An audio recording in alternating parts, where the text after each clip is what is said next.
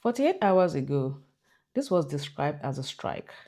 Now it is becoming a rapidly expanding war. So, in just 2 days, what began as a targeted action has evolved into a multi-nation confrontation with economic, political, and strategic consequences that now stretch beyond the Middle East. So let's start with the recent bombing in Saudi Arabia. So an Iranian strike has just hit one of the biggest oil refineries in Saudi Arabia. So when attacks on refineries like this happen, what happens is that the market reacts instantly. Oil prices surges, and of course, supply chains tremble. And so the effect is that ordinary people begin to feel it in pump price, electricity bill, and our food prices definitely goes up.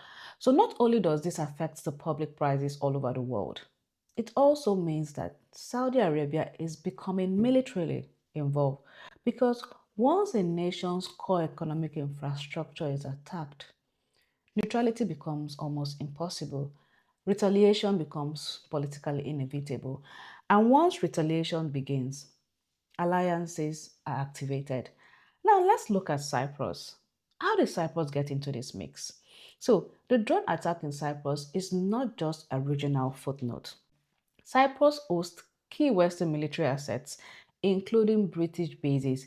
So when drone strikes near strategic location connected to the United Kingdom military infrastructure, it changes the calculus. It brings NATO adjacent dynamics into play. So in response, the United Kingdom says it condemns this attack, but it is not at war. It says that the strike caused limited material damage but no death, and also maintains that the British forces are defending themselves and their allies, not launching new offensive strikes. But Greece is now making some decisions on behalf of the United Kingdom. Greece is saying, I will protect Cyprus on behalf of the UK. And in response, Greece sends free jets and fighter jets to protect Cyprus. So this is how escalation works. One strike leads to protection deployment leads to countermeasures. Now, countermeasures leads to alliance obligation. And before long, what was once bilateral becomes multilateral. So there is now a visible spread, both geographically and politically.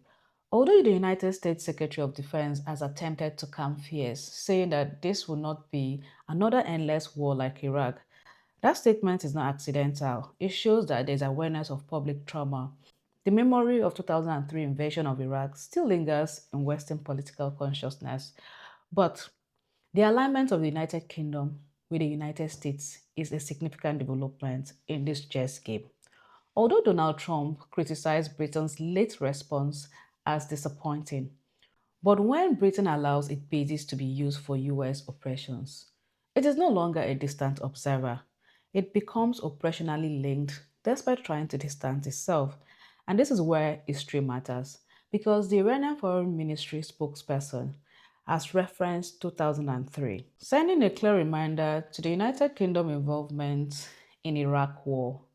And according to their perspective, the United Kingdom current alignment is not neutrality, it is precedence, it signals reputation, and of course, this carries risk because when a state is seen as a participant, it becomes a potential target. It could be diplomatically, economically, or even militarily. So, this is how wars widen, not always through formal declarations, but through alignment, through access, through infrastructure. So, what are the effects of all this? War in energy corridors affects global food supply. It affects developing nations already battling inflation. It affects households choosing between putting up their heater or buying groceries. And there's also a psychological dimension because when people see Saudi oil facilities bombed, when people see drones striking Cyprus, British based involvement, Greek naval development, it creates a sense of acceleration, a sense that events are moving faster than diplomacy. And 48 hours is a short time in diplomacy, but a long time in military escalation. The question now is not simply who struck whom, a question of whether restraint can catch up with retaliation, as Iran has issued a very powerful statement about retaliation. And when Iranian office warns that Britain may be repeating what it did in 2003, It's not just a historical reference, it is a political signal. A signal that this alignment will be remembered. Because history teaches us that wars rarely expand because leaders intend global catastrophe. They expand because each side believes its moves is justified, defensive, or necessary. Don't forget these are developing stories. So we keep it simple, we keep it factual, and we keep it a truth at a time. It is a truth at a time. Take care and have a nice day.